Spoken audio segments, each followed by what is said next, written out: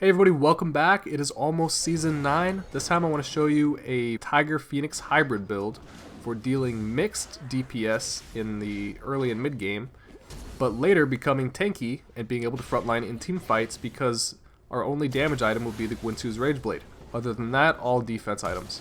For this video, we're going to have a high elo guest to give some input and analysis of the build.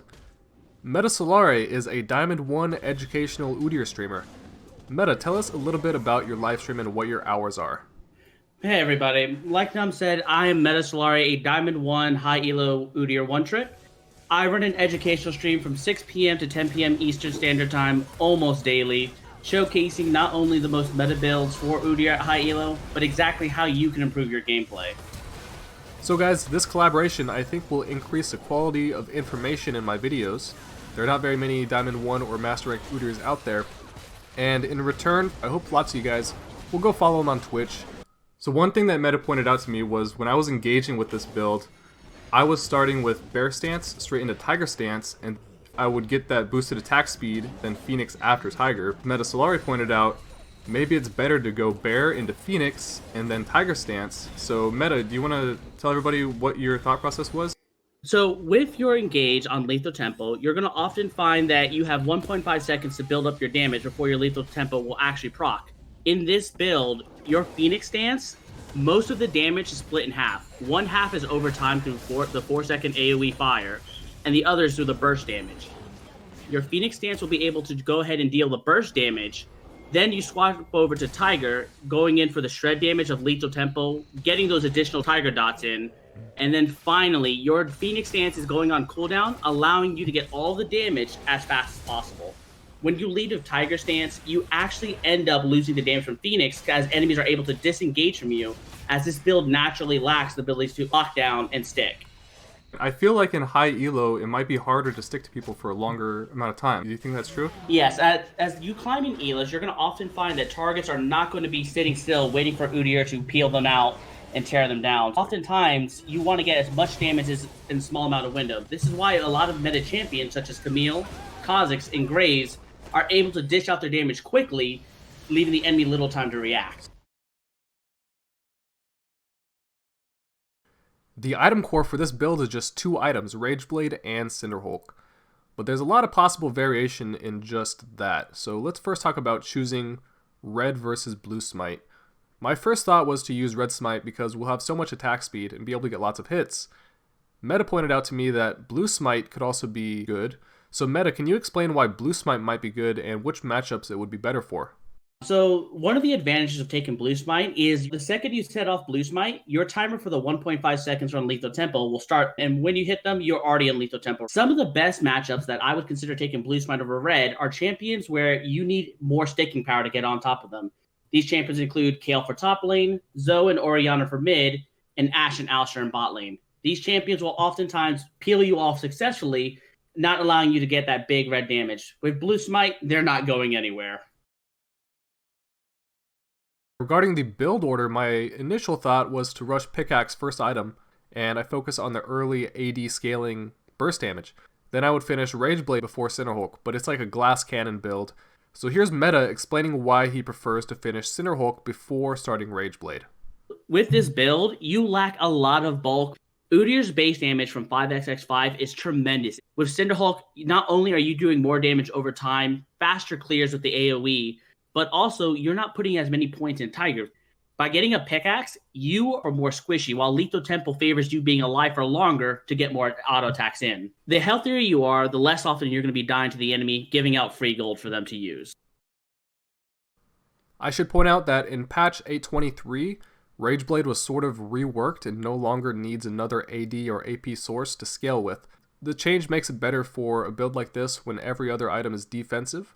Gwinsu's passive also gives us ability procs on every second hit instead of every third hit. This means you should adjust your auto attack counting rhythm in your head if you're trying to maximize your procs. What I mean is without Rage Blade passive, you get ability procs on attack numbers 1, 4, and 7, and so on.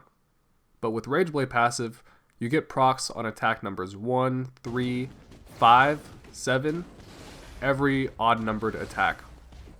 So if you keep that in mind, you can try to avoid changing abilities if your next attack is going to be an ability proc, so you don't waste it. The Keystone, lethal tempo, to get the most attack speed we can. Triumph is too good to pass up, especially since we're going to be building health with this build. The Triumph procs are going to be pretty big. I like to go Legend Alacrity, but if you like Tenacity, they're equally good. Coup de Grace, it's pretty hard to go wrong with that. Another option could be Last Stand.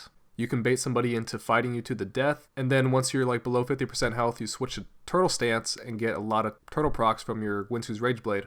Alright, for the secondary runes, originally I was thinking Demolish and Overgrowth would be fun for the fast wave clear split pushing with Phoenix and taking down towers really fast, but there's a couple other options. Meta, what are your options for Resolve? So with the Resolve tree, you definitely want to use this tree to make up for the weaknesses of this build. Against champions like Xin Zhao, Nocturne, and Jax, who are going to want to engage on you early when you're at your weakest, I would definitely recommend bone plating. 25 less damage over 3 attacks can mean the difference between you dying early and you securing that kill. Also, if you get engaged on, your lethal tempo takes 1.5 seconds to engage. Bone plating, it lasts for 1.5 seconds.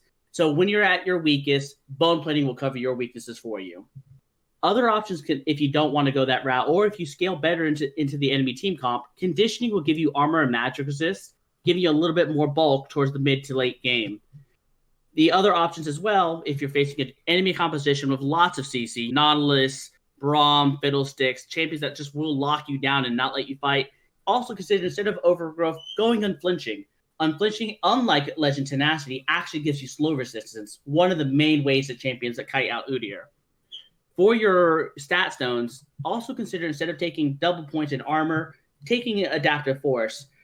The main reason for this is this build needs some way, especially to give Tiger Stance some AD scaling, should you decide to go the Cinderhawk route, foregoing the pickaxe until mid-game. So what we're going to do now is look at a clip from Meta, and he's going to commentate over it, so you can get an idea of what his live streams are like. As we see here, currently, bot lane is actually hiding at their tower, while mid lane is Mia. Jungler is also Mia, so I'm currently playing a little bit risky here. As you watch, I am moving into the enemy jungle, hugging the walls closely and sweeping. The sweeping is more for me to know if the enemy sees me or not, so I'm looking more so to see if they will know to react to my dive. I catch a ward, and since that ward activated, that lets me know that the enemy knows they're about to get dope.